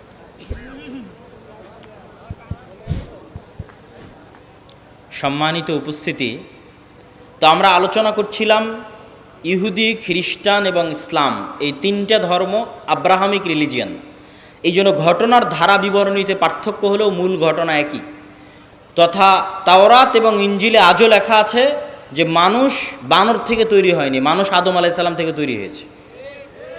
আমরা বলছি আদম, তারা ওভাবেই বলতেছে। আমরা বলছি হাওয়া, তারা বলছে ইভ। হাওয়া আলাইহিস সালাতু ওয়াস সালামের নামটা চেঞ্জ হয়ে গেছে, ঘটনা একই। আমরা যেমন আমাদের কোরআনে মহাপ্লাবনের ঘটনা আছে নূহ আলাইহিস সালাতু ওয়াস সালামের, কাছাকাছি ওই রকমই মহাপ্লাবনের ঘটনা আজও তাওরাত এবং ইঞ্জিলে আছে। ঘটনার ধারা বিবরণীতে পার্থক্য হতে পারে, কেন ওগুলো বিকৃত হয়ে গেছে। ঠিক তেমনি কুরবানির কথা, ইব্রাহিম আলাইহিস সালাম তার সন্তানকে কুরবানি করছেন, এই কথা তাওরাত জাবুর ইঞ্জিলেও আছে। কিন্তু তারা পরিবর্তন করে দিয়েছে যে ইব্রাহিম আলাইহিস সালাম ইসহাক আলাইহিস সালাতু ওয়াস সালামকে কুরবানি করছেন, আর কোরআন বলছে ইব্রাহিম আলাইহিস সালাতু ওয়াস সালাম ইসমাইলকে কুরবানি করছেন। তো যাক, আমরা সরাসরি বাইতুল মুকাদ্দাসের দিকে চলে আসি এবং আমার বক্তব্যের শেষের দিকে এগিয়ে যাওয়ার চেষ্টা করব। তো ইব্রাহিম আলাইহিস সালাতু ওয়াস সালামের দুই সন্তান ইসহাক এবং ইসমাইল, আজকের পুরো পৃথিবীর ইসরায়েল কেন্দ্রিক যে পলিটিক্স, ফিলিস্তিন কেন্দ্রিক যে পলিটিক্স, এটা যদি বুঝতে চান তাহলে আপনাকে এই জিনিসটা ক্লিয়ার কনসেপ্ট রাখতেই হবে যে আসলে কেন এই জিনিসগুলো ঘটতেছে। তো ইব্রাহিম আলাইহিস সালাতু ওয়াস সালামের দুই সন্তান ইসহাক এবং ইসমাইল। ইসহাক আলাইহিস সালাতু ওয়াস সালাম হচ্ছেন সারা আলাইহা সালাতু ওয়াস সালামের সন্তান, আর ইসমাইল হচ্ছে হাজেরা আলাইহা সালাতু ওয়াস সালামের সন্তান। ইব্রাহিম আলাইহিস সালাতু ওয়াস সালাম সারার সন্তান ইসহাককে নিয়ে থাকতেন জেরুজালেমে। ইব্রাহিম আলাইহিস সালাতু ওয়াস সালাম থাকতেন কোথায়? জেরুজালেমে। আল্লাহ কোরআনে বলছেন নাজ্জাইনাহু ওয়া লূতান ইলাল আরদিল্লাতি বারাকনা ফিহা লিল আলামিন। আমি ইব্রাহিমকে আশ্রয় দিয়েছি এই মাটিতে, লূতকে আশ্রয় দিয়েছি এই মাটিতে, যেই মাটিতে আমি বরকত রেখেছি সারা পৃথিবীর মানুষের জন্য, ওই মাটি জেরুজালেমের মাটি। লূত আলাইহিস সালাতু ওয়াস সালামের শহর উল্টিয়ে দেওয়ার পরে আল্লাহ তাকে আশ্রয় দিয়েছেন জেরুজালেমে। আর ইব্রাহিম আলাইহিস সালাতু ওয়াস সালাম তিনি যখন ইরাক থেকে হিজরত করে এসেছেন তখন আল্লাহ সুবহানাহু ওয়া তাআলা তাকে আশ্রয় দিয়েছেন জেরুজালেমে। তার বাপ আজর তাকে ইরাকের ব্যাবিলন নগরী থেকে তাড়িয়ে দিয়েছিলেন। তাহলে ইব্রাহিম আসলেন জেরুজালেমে, লূত আসলেন জেরুজালেমে। ইব্রাহিমের সন্তান ইসহাক ছিল জেরুজালেমে, ইসহাকের সন্তান ইয়াকুবও ছিল জেরুজালেমে। আর ইব্রাহিম আলাইহিস সালাতু ওয়াস সালাম আরেক সন্তান ইসমাইলকে রেখে আসলেন 1500 কিলোমিটার দূরে মক্কায় কাবা ঘরের পাশে। তাহলে একই সাথে একই সময়ে আল্লাহ ইব্রাহিম আলাইহিস সালামের দুই সন্তানকে দিয়ে পৃথিবীর দুইটা মসজিদ আবাদ করাচ্ছেন। আল্লাহর নবী এবং পবিত্র কোরআন বলছে ইন্না আউওয়ালা বাইতিন উযিআ লিন-নাস বিবাক্কা, পৃথিবীর বুকে প্রথম মসজিদ তৈরি হয়েছে মক্কায় আল্লাহর ইবাদতের জন্য। আর আল্লাহর নবী বলছেন মক্কার 40 বছর পর, কাবার 40 বছর পর মসজিদ তৈরি হয়েছে আল মসজিদ আল আকসা, বাইতুল মুকাদ্দাস। তাহলে ইব্রাহিম আলাইহিস সালাতু ওয়াস সালামের এক সন্তান ইসহাক এবং তার বংশধরেরা আবাদ করছে মসজিদ আকসা, আর ইব্রাহিম আলাইহিস সালাতু ওয়াস সালামের আরেক সন্তান ইসমাইল এবং তার বংশধরেরা আবাদ করছে কাবা, একই সময়ে একই সাথে। আর ইব্রাহিম আলাইহিস সালাতু ওয়াস সালাম নিজে জেরুজালেম থেকে মক্কায় যাতায়াত করেছে 4 থেকে 5 বার। একবার হাজেরা আলাইহিস সালাতু ওয়াস সালাম এবং ইসমাইলকে রাখতে গেছেন, একবার জবাই করতে গেছেন, একবার কাবা ঘর তৈরি করতে গেছেন, একবার ছেলেকে এমনি দেখতে গেছেন, পাননি, স্ত্রীকে তালাক দিয়ে আসতে বলেছেন। লম্বা ঘটনা সহিহ বুখারীতে পাবেন। তাহলে ইব্রাহিম আলাইহিস সালাতু ওয়াস সালাম পৃথিবীর একমাত্র নবী যিনি একই সাথে এই দুইটা পবিত্র মসজিদের সাথে কানেক্টেড, একই সাথে। হুয়া ইব্রাহিম আলাইহিস সালাতু ওয়াস সালাম, তিনি ইব্রাহিম আলাইহিস সালাতু ওয়াস সালাম 5 বার মক্কা থেকে ফিলিস্তিন জেরুজালেম যাতায়াত করেছেন। এবার আসেন হিস্ট্রি সামনের দিকে আগাতে থাকলো। ইউসুফ আলাইহিস সালাম কুয়ায় পড়ে মিশরের বাজারে বিক্রি হয়ে গেলেন। আজকে যেমন ফিলিস্তিন আর মিশর পাশাপাশি, গাজায় আপনি ত্রাণ পাঠাতে পারবেন না মিশর ছাড়া, ওই কালেও একই অবস্থা ছিল, ফিলিস্তিন মিশর পাশাপাশি। ফিলিস্তিনের কুয়াতে পড়ে বিক্রি হলেন মিশরে অর্থমন্ত্রী হলেন, বাপ ভাই দাদা সবকে ডেকে পাঠালেন। 70 জনের পরিবারের বিশাল বহর নিয়ে ইয়াকুব আলাইহিস সালাম গেলেন মিশরে। এই প্রথম ইসহাকের বংশধরেরা ফিলিস্তিন ছেড়ে মিশর চলে গেল। মিশরে ইউসুফ আলাইহিস সালামের রাজত্ব এবং তার পরবর্তীদের রাজত্ব 150 বছর থাকলো। তারপরে যখন বিরোধী পার্টি ক্ষমতায় চলে আসলো তথা ফেরাউন কিবতীরা যখন ক্ষমতা দখল করে নিল, তো আগের ক্ষমতায় যারা সবচেয়ে বড় জোট ছিল ওদেরকে হত্যা করতে লাগলো। আগের ক্ষমতায় যে বাদশাহ ছিল মিশরের, তার সবচেয়ে বড় জোট ছিল বানু ইসরাইল, ইউসুফ আলাইহিসসালাতু ওয়াসসালাম, তো এদেরকে হত্যা করো। আর ফেরাউন জানতো যে আমি ক্ষমতা হারালে এদের কাছে ক্ষমতা হারাবো, অতএব এদের শিশুদের হত্যা করো যেন আমার ক্ষমতা দখল করার মতো কেউ না আসে। ওয়াইজ নাজ্জাইনাকুম মিন আলি ফিরআউনা ইয়াসুমুনাকুম সুআল আযাব ইউযাব্বিহুনা আবনাকুম ওয়া ইস্তাহিয়ুনা নিসাআকুম, আমি তোমাদেরকে ফেরাউনের কবল থেকে বাঁচিয়েছি, যেই ফেরাউন তোমাদের ছেলে সন্তানদের জবাই করত। আল্লাহ পবিত্র কোরআনে বলছেন ছেলে সন্তানদের জবাই করত। আজকের ফেরাউন বানু ইসমাইলের ছেলে সন্তানদেরকে গাজায় হত্যা করতেছে। দিন পরিবর্তন হয়েছে, টার্গেট একই, কেননা তারা জানে যে এই ফিলিস্তিন থেকে এমন সন্তান বের হবে যাদের হাতে তাদের পতন অনিবার্য, পতন অবশ্যম্ভাবী। এই জন্য বেরিয়ে যেন হতে না পারে, এই জন্য আগে শিশুই হত্যা করে দাও, যেমন ফেরাউন হত্যা করত। সম্মানিত উপস্থিতি, তারপরে ফেরাউনের অত্যাচারে থেকে বানু ইসরাইলকে বাঁচানোর জন্য আল্লাহ মুসা আলাইহিস সালামকে পাঠালেন। মুসা আলাইহিস সালাতু ওয়াস সালামের লম্বা ঘটনা, তিনি বানু ইসরাইলকে সাথে করে নিয়ে পালিয়ে যাচ্ছেন। ফেরাউনকে আল্লাহ লোহিত সাগরে ডুবিয়ে হত্যা করলেন। হত্যা করার পর মুসা আলাইহিস সালাম ফেরত মিশরে যাননি কেন? এই জন্য মিশরে ফেরত যাননি যে মুসা আলাইহিস সালাম পালিয়ে যাচ্ছিলেন না, মুসা আলাইহিস সালাম ইজ রিটার্নিং ব্যাক, ফেরত যাচ্ছিলেন। কোথায় ফেরত যাচ্ছিলেন? 400 বছর আগে ওনার বাপদাদা ইয়াকুব এবং ইয়াকুবের সন্তান 70 জন এবং ইউসুফ ওই যে জেরুজালেম ছেড়ে মিশরে আসছে, ওই জেরুজালেম বাপদাদার আদিভিটা, সেখানে ফিরে যাচ্ছিলেন।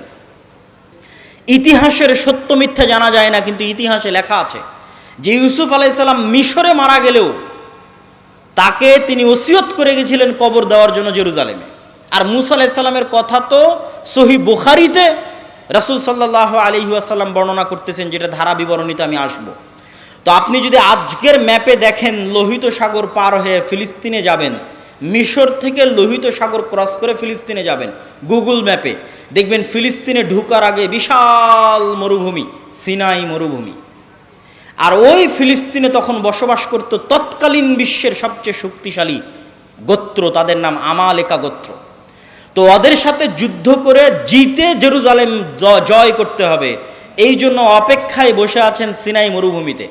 সিনাই মরুভূমি যেহেতু মরুভূমি, আর লোহিত সাগরের পানি যেহেতু লবণাক্ত, এই জন্য কোনো খাবার নাই, না মরুভূমিতে কোনো ফলমূল হয়, না মরুভূমিতে কোনো পানি আছে। এই জন্য সূরা বাকারায় বানু ইসরাইলের ঘটনা পড়ে দেখবেন যে আল্লাহ মুসা আলাইহিস সালাতু ওয়াস সালামকে বললেন, তুমি লাঠি দিয়ে পাথরে আঘাত করো, তোমার সম্প্রদায়ের জন্য ঝর্ণা তৈরি করে দিচ্ছি। তুমি আল্লাহর কাছে দোয়া করো, আর জান্নাত থেকে মান্না এবং সালোয়া পাঠিয়ে দিচ্ছে, জান্নাত থেকে পাখির আকারে এবং গাছে ঝুলন্ত আকারে, বাড়ির উপরে গাছে ঝুলন্ত আকারে জান্নাত থেকে মান্না এবং সালোয়া আসতো, কেননা মরুভূমিতে কোনো খাবার ছিল না। তারপরে মুসা আলাইহিস সালাতু ওয়াস সালাম তাদের নিয়ে জেরুজালেম বিজয় করতে যাবেন মর্মে যুদ্ধের ঘোষণা দিলেন। এরা ছিল নিমক হারাম কওম। আল্লাহর এত বড় নিয়ামত দেখার পরও এরা বলল, ইযহাব আনতা ওয়া রাব্বুকা ফাকাতিলা, মুসা আপনি আর আপনার আল্লাহ গিয়ে যুদ্ধ করেন, আমরা যুদ্ধ করতে পারবো না। বলেন নাউজুবিল্লাহ। এই জন্য মুসা আলাইহিস সালাম জেরুজালেম বিজয় করতে পারেননি। তখন মুসা আলাইহিস সালাতু ওয়াস সালাম আল্লাহর কাছে দোয়া করেছিলেন যেন আমার লাশ, আমার মৃত্যু যেন জেরুজালেমের এত নিকটে হয় যে একটা ঢিল মারলে যেন জেরুজালেম থেকে বাইতুল মুকাদ্দাস থেকে একটা ঢিল মারলে আমার কবরে এসে পড়ে। মুহাম্মদ সাল্লাল্লাহু আলাইহি ওয়াসাল্লাম বুখারীর হাদিসে বলছেন, আমি যদি আজ ফিলিস্তিনে থাকতাম তোমাদের দেখাতাম যে কোথায় মুসা আলাইহিস সালাতু ওয়াস সালামের কবর আছে। সম্মানিত উপস্থিতি, তারপরে ধারা বিবরণী আমি সংক্ষিপ্ত আকারে আজকের পর্যন্ত আপনাকে আমি বুঝিয়ে দিচ্ছি। তারপরে ইউশা বিন নুনের মাধ্যমে জেরুজালেম বিজয় হলো। আমার আগের বক্তব্য শুনে দেখবেন আল্লাহ জেরুজালেম বিজয়ের দিন সূর্যকে থামিয়ে দিয়েছিলেন। সূর্যকে থামিয়ে দিয়ে ইউশা বিন নুন জেরুজালেম বিজয় করেছিলেন। তারপরে আস্তে আস্তে আস্তে আস্তে দাউদ এবং সুলাইমান আলাইহিস সালাতু ওয়াস সালাম আসলেন। দাউদ এবং সুলাইমান আলাইহিস সালাতু ওয়াস সালাম পৃথিবীর সবচেয়ে বড় রাজত্ব জেরুজালেমে কায়েম করলেন। সুলাইমান আলাইহিস সালাম দ্বিতীয়বার মসজিদ আকসা নির্মাণ করালেন জিনদেরকে দিয়ে। আর পৃথিবীর অত শক্তিশালী, অত বড় রাজত্ব পৃথিবীতে আগে আর কোনোদিন হয়নি, পরেও কোনোদিন হবে না, সেটা কায়েম হলো জেরুজালেমে। তারপরে দাউদ এবং সুলাইমানের পরে আস্তে আস্তে চলে আসলেন ঈসা আলাইহিস সালাতু ওয়াস সালাম। ঈসা আলাইহিস সালাতু ওয়াস সালামের মা মারিয়াম কোন মসজিদের খাদেম ছিলেন? মসজিদ আকসার খাদেম ছিলেন। ঈসা আলাইহিস সালাতু ওয়াস সালাম কোন শহরে জন্ম নিয়েছেন? এই জেরুজালেম, এই নগরীতে জন্ম নিয়েছেন। এই জন্যই তো আপনি খ্রিস্টানদের যদি বলেন তোমাদের গোটা দুনিয়া দিয়ে দিব, ইউরোপ আমেরিকা, জেরুজালেম দিব না, তাহলে হবে না। কেননা এখানে তারা যাকে নবী বলে শ্রদ্ধা করছে তার স্মৃতি এই শহরে আছে। ঈসা আলাইহিস সালাতু ওয়াস সালামের স্মৃতি এই শহরে আছে, ঈসা আলাইহিস সালামের আম্মা মারিয়াম আলাইহা সালাতু ওয়াস সালামের স্মৃতি এই মসজিদে আছে। আর ইহুদিদের স্মৃতি আছে এই যে মুসা, দাউদ, সুলাইমান, তাদের লম্বা স্মৃতি বললাম।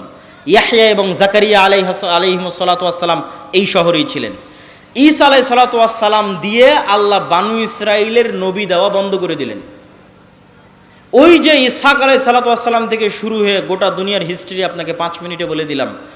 ঈসা আলাইহিস সালাতু ওয়াস সালামে এসে আল্লাহ বানু ইসরাইলের নবী পাঠানো স্টপ। ওই যে এবার 5000 বছর যাবত ইব্রাহিমের আর এক সন্তান, তার সন্তানেরা আবাদ করতেছে মক্কায় কাবা, 1000 বছর যাবত আবাদ করতেছে। আল্লাহ ওটাকে সেভ রেখেছিলেন। পৃথিবী আল্লাহ সুবহানাহু ওয়া তাআলা কিভাবে ফাংশন করবেন এটা তার পূর্ব পরিকল্পিত, পূর্ব প্ল্যান। সেই ফাংশন করার জন্য ইব্রাহিম আলাইহিস সালাতু ওয়াস সালামের এই সন্তানে মাত্র একজন নবী আল্লাহ সুবহানাহু ওয়া তাআলা পাঠিয়েছেন, তিনি হচ্ছেন আমাদের নবী মুহাম্মদ সাল্লাল্লাহু আলাইহি ওয়াসাল্লাম, যিনি মক্কায় আসলেন। মক্কায় এসে তিনি নবীর দাবি করলেন এবং হেরাক্লিয়াসের দরবারে আবু সুফিয়ানকে জিজ্ঞেস করা হলো যে মুহাম্মদ সাল্লাল্লাহু আলাইহি ওয়াসাল্লামের পূর্বে কি আর কেউ নবী দাবি করেছিল? আবু সুফিয়ান বলল, না, মুহাম্মাদের পূর্বে মক্কায় আর জীবনে কোনোদিন কেউ নবী দাবি করেনি। হেরাক্লিয়াস বলল, যদি বলতে যে তার পূর্বে কেউ নবী দাবি করেছিল তাহলে আমি বলতাম দেখা দেখি নবী দাবি করছে। যেহেতু পূর্বে কেউ নবী দাবি করেনি, অতএব ভাবতে হবে যে মুহাম্মদ সাল্লাল্লাহু আলাইহি ওয়াসাল্লাম কেন নবী দাবি করছেন। তুমি আমাকে বলো, ওই মক্কায় মুহাম্মদ সাল্লাল্লাহু আলাইহি ওয়াসাল্লামের পূর্বে কেউ কি রাজা বাদশাহ ছিল? আবু সুফিয়ান বলছে, না, কেউ তো রাজা বাদশাহ ছিল না। 1000 বছর যাবৎ আমরা জানি না যে এই বংশে এই অঞ্চলে কোনোদিন রাজত্ব ছিল, বরং আজীবন এরা রোমান এবং পারস্য এম্পায়ারের অধীনে তাদের জীবন কাটেছে। ওখানে কোনোদিন রাজত্ব তৈরি হয়নি, মক্কা কেন্দ্রিক কোনো রাজত্ব তৈরি হয়নি। তখন বলছে, তাহলে তো অবশ্যই ভাবতে হয়, যদি তুমি বলতে এখানে কোনোদিন রাজা ছিল তাহলে আমি বলতাম যে বাপের দেখা দেখি, বাপদাদার সম্পত্তি, বাপদাদার রাজত্ব ফিরে পাওয়ার জন্য এখন নিজে নবুয়তের দাবি করছে। যেহেতু মক্কা কেন্দ্রিক কোনোদিন রাজত্ব তৈরি হয়নি, মক্কায় কোনোদিন কেউ নবী দাবি করেনি, আবার তোমরা বলছো যে ওখানে ইব্রাহিমের সুন্নাত পাওয়া যায়। মানে হেরাক্লিয়াস স্বপ্নে দেখেছিল আরবদের মধ্যে যারা খাতনা করে। হেরাক্লিয়াস সব পাদ্রীদের ডেকে বলছে, কারা খাতনা করে? পাদ্রীরা বলল, শুধু ইহুদিরা খাতনা করে। বললাম, না, আমি স্বপ্নে দেখেছি আরবদের মধ্যে কারা খাতনা করে। আরবদের মধ্যে কেউ খাতনা করে আমি তো জানি না। তখন আবু সুফিয়ানকে ডেকে নিয়ে এসে জানা গেল মক্কার কোরাইশরা যুগ যুগ ধরে খাতনা করে আসতেছে। কেন? মক্কার কোরাইশদের আদি পিতা তো ইসমাইল আলাইহিস সালাতু ওয়াস সালাম, যিনি ইব্রাহিমের সন্তান। এটা ইব্রাহিমের সুন্নাত, মিল্লাতে ইব্রাহিমের সুন্নাত। সম্মানিত উপস্থিতি, এই জায়গায় হলো সুপারিয়রিটিতে ধাক্কা। ইহুদি এবং বানু ইসরাইলের যে সুপারিয়রিটির থিওরি, পৃথিবীর মাত্র 2টা জাতি এত ভয়ঙ্কর সুপারিয়রিটিতে বিশ্বাস করে যা পৃথিবীর আর কোনো জাতি বিশ্বাস করে না, একটা ব্রাহ্মণ আর একটা ইহুদি। হিন্দুদের মধ্যে যে 4টা গ্রুপ আছে তার মধ্যে একটা হচ্ছে ব্রাহ্মণ। তারা বিশ্বাস করে যে তারা হচ্ছে খোদার মাথা থেকে, তাদের প্রভুর মাথা থেকে সৃষ্টি হয়েছে, এই জন্য তাদের সম্মান মর্যাদা সবার উপরে, বাকি সব তাদের গোলাম। শূদ্র বৈশ্য ক্ষত্রিয় যা আছে সব তাদের গোলাম। আর এরা বিশ্বাস করে যারা আল্লাহর সন্তান, বলেন নাউজুবিল্লাহ, এরা বিশ্বাস করে আর আল্লাহর সন্তান। এবং এদের সবচেয়ে বড় গর্ব হচ্ছে যে ইব্রাহিমের সন্তান, ইসহাকের বংশধর। যদিও আজকের আধুনিক বিশ্বে কোনো প্রমাণ নাই যে চলমান ইসরায়েলে যারা বসবাস করছে এরা ইব্রাহিম আলাইহিস সালাতু ওয়াস সালামের ব্লাডলি কানেক্টেড। কি জন্য প্রমাণ নাই? আমার আগের আলোচনা থেকেই দলিল পেয়ে যাবেন। আগের আলোচনায় বলেছি ইব্রাহিম আলাইহিস সালাতু ওয়াস সালাম নূহের সন্তান সামের বংশধর, না নূহের সন্তান হামের বংশধর, না নূহের সন্তান ইয়াফিসের বংশধর? কি বক্তব্য শুনলেন? কার বংশধর? সামের বংশধর। আর সেমেটিকদের গায়ের কালার কীরকম হয়? সেমেটিকদের গায়ের কালার হচ্ছে মেটে, শ্যামা, সাদা চামড়া তো ইয়াফিস। তাহলে ইউরোপ এবং আমেরিকার গায়ের চামড়া, গায়ের কালার নিয়ে এসে ফিলিস্তিনে বসে দাবি করবা যে তুমি ইসহাক আলাইহিস সালাতু ওয়াস সালামের বংশধর, ইয়াকুব আলাইহিস সালাতু ওয়াস সালামের বংশধর, দিস ইজ ইম্পসিবল। এটা হতেই পারে না, অসম্ভব। অন্তত গায়ের চামড়াই তো মিলতে হবে, গায়ের রঙে তো মিলতে হবে। এই জন্য কোনো ঐতিহাসিক ডকুমেন্ট নাই যে তারা তার সন্তান, কিন্তু দাবি করে। তো ওই দাবির ভিত্তিতে আমরা আলোচনা করতেছি যে তাদের যে সুপারিয়রিটি থিওরি, যে আমরা আল্লাহর সন্তান এবং আমরা ইব্রাহিম আলাইহিসসালামের অমুক সন্তানের পরবর্তী বংশধর, এই জন্য আমাদের জন্য দয়া, আমাদের জন্য রহমত, আর বাকি পৃথিবীর সব গোলাম। সবকে যদি আমরা মেরে হত্যা করি তবুও কোনো পাপ হবে না। ভাই এটা বিশ্বাস করে, আল্লাহর কসম করে বলছে এটা বিশ্বাস করে, না হলে এত নিষ্ঠুর হওয়া মানুষের জন্য সম্ভব নয়। আপনি যখন বিশ্বাস করবেন যে এই সমস্ত মানুষকে হত্যা করলে আমার গুনাহ হবে না, তখনই আপনি এত নিষ্ঠুর হতে পারবেন। যে গত 10 দিনে আপনি 9-10,000 মানুষকে হত্যা করছেন, কিন্তু আপনার অন্তর কাঁপে না। কেন কাঁপে না? আপনি তো বিশ্বাসই করেন না যে গুনাহ হবে। ওই যে সুপারিয়রিটি থিওরি, সারা পৃথিবীর সব মানুষকে যদি হত্যা করে দেওয়া হয় তবুও তাদের দৃষ্টিতে তারা গুনাহগার হবে না, কেন? তারা হচ্ছে আল্লাহর সন্তান আর বাকি সব হচ্ছে গোলাম। এই হচ্ছে তাদের বিশ্বাস। এই সুপারিয়রিটি থিওরিতে সবচেয়ে বড় ধাক্কা দিয়েছে মোহাম্মদ সাল্লাল্লাহু আলাইহি ওয়াসাল্লাম। কেন? মোহাম্মদ সাল্লাল্লাহু আলাইহি ওয়াসাল্লামও বললেন আমি ইব্রাহিমের বংশধর। কথা কি আমার বুঝতে পারছেন? মোহাম্মদ সাল্লাল্লাহু আলাইহি ওয়াসাল্লাম ইব্রাহিমের সন্তান ইসমাইলের বংশধর, বানু ইসমাইল। আর তারাও জানতো যে আরবে শেষ নবী আসবে। এই জন্য ঈসা আলাইহিস সালাতু ওয়াস সালামের মৃত্যুর পরে অনেক ইহুদি মদিনায় চলে গেছিল। বানু কুরাইজা, বানু কায়নুকা, বানু নাজির সবগুলো চলে গেছিল মদিনায়। তারা অপেক্ষা করছিল তাদের মধ্যে শেষ নবী আসবে, আরবে আসবে, তাদের বংশে আসবে। কিন্তু যখন দেখলো না তাদের বংশে আসলো না, মুহাম্মদ সাল্লাল্লাহু আলাইহি ওয়াসাল্লাম বনি ইসমাইলের বংশে শেষ নবী দাবি করলো, তাহলে মুহাম্মদ সাল্লাল্লাহু আলাইহি ওয়াসাল্লাম দুই দিক থেকে তাদের সুপারিয়রিটিতে আঘাত করলেন। এক, তুমি রক্তে যতই দাবি করো তুমি ইব্রাহিমের বংশধর, তো আমি মুহাম্মদও দাবি করছি আমি ইব্রাহিমের বংশধর, আমি ইসমাইলের বংশধর। অতএব রক্তে আমার উপর তোমার কোনো প্রাধান্য আর থাকলো না। শেষ, আমার উপর তোমার প্রাধান্য রক্তে থাকলো না। এই জিনিসটা তারা বুঝে গেল। এবং তারা এটাও বুঝে গেল যে মুহাম্মদ সাল্লাল্লাহু আলাইহি ওয়াসাল্লামের কওমের জন্য আল্লাহর পক্ষ থেকে তাদের কিতাবে বর্ণিত যত ওয়াদা, যত রহমত, যত বরকত, সব রহমত, সব বরকত এবার মুহাম্মদ সাল্লাল্লাহু আলাইহি ওয়াসাল্লাম এবং তার উম্মতের জন্য আসবে। এই জন্য তাদের পৃথিবীতে সবচেয়ে বড় শত্রু হচ্ছে ইসলাম এবং মুসলমানেরা। দুইটা কারণে। অন্যদেরকে তো ওরা বিশ্বাসই করে না যারা ইব্রাহিমের বংশধর। অন্তত তাদের কিতাবে তো ইব্রাহিমের আর এক সন্তান ইসমাইলের নাম লেখা আছে, যে ইব্রাহিমের আর এক সন্তান ইসমাইল। এবং তারা এটা বিশ্বাস করে যে আরবরা হচ্ছে ইসমাইলের বংশধর। এই জন্য এটা হলো তাদের সবচেয়ে বড় ভয়ের কারণ, যে তাদের সুপারিয়রিটি থিওরিতে আঘাত করেছে ইসলাম এবং মুসলমানেরা। সম্মানিত উপস্থিতি, আজকের এই জেরুজালেমে যে ভয়াবহ অবস্থা তৈরি হয়েছে, এই ভয়াবহ অবস্থার পিছনে কারণ কি? আগের যুগের অনেক ইতিহাস আমি অন্য বক্তব্যে আলোচনা করেছি। আজকের এই ভয়াবহ অবস্থা তৈরি হওয়ার পিছনে কারণ আমার ছোট্ট গবেষণায় ঔপনিবেশিক শাসনামল, কলোনিয়াল সিস্টেম, আরবিতে বলে ইস্তেমার। আমরা যারা আজকে এই দেশে বসবাস করছি, যারা আপনারা সামনে বসে আছেন, 1935-1937 সালের আগে আপনাদের বাপদাদারা জমির মালিকই ছিল না। আপনি আজকে যে জমির দলিল নিয়ে দাবি করছেন এই জমি আমার, এই দাবি 35-37-এর আগে এই অঞ্চলের মানুষ করতে পারত না। কেননা আমাদের বাপদাদারা 190 বছর ছিল ব্রিটিশদের গোলাম, তথা আমরা ছিলাম কলোনি, ব্রিটিশের কলোনি। এই জন্য 190 এবং 200 বছর গোলামি করতে করতে আমাদের রক্তের মধ্যে গোলামি ঢুকে গেছে। আর এই দেশ ছেড়ে যখন ব্রিটিশরা গেছে, 3টে দেশে ভাগ করে গেছে, ভারত, বাংলাদেশ, পাকিস্তান। ঠিক সারা পৃথিবীর প্রায় মুসলিম দেশই কোনো না কোনো ইউরোপিয়ান কান্ট্রির কলোনি ছিল। আর এই কলোনিয়াল সিস্টেম কতটা ভয়ঙ্কর ছিল এটা ইউরোপ সফর না করলে আমি বুঝতে পারতাম না। ফ্রান্সের রাজধানী প্যারিসে আইফেল টাওয়ারের সামনে রাত 12টা-1টার সময় যতজন বিড়ি খাচ্ছে, সিগারেট খাচ্ছে, সব হচ্ছে মুসলমানের সন্তানেরা। কোন দেশের মুসলমানের সন্তানেরা? যেই দেশ ফ্রান্স শাসন করত। ফ্রান্সের কলোনি ছিল আফ্রিকার বহু অঞ্চল।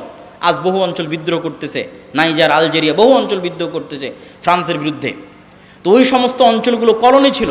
ভাগ্যিস ভালো যে ব্রিটিশরা আমাদেরকে মোটামুটি একটা স্বাধীনতা দিয়ে গেছে। ফ্রান্স অতটুকু স্বাধীনতা দেয়নি। ফ্রান্স বলেছে তোমার রিজার্ভ ব্যাংকের টাকা আমার ব্যাংকে থাকবে, তুমি কোনো অস্ত্র কিনতে পারবা না আমার কাছে ছাড়া, তুমি বৈদেশিক কোনো চুক্তি করতে পারবা না আমার অনুমতি ছাড়া, অথচ নাকি স্বাধীন। এভাবে তারা স্বাধীনতা দিয়ে এসেছে। কলোনিয়াল সিস্টেম ভয়ঙ্কর।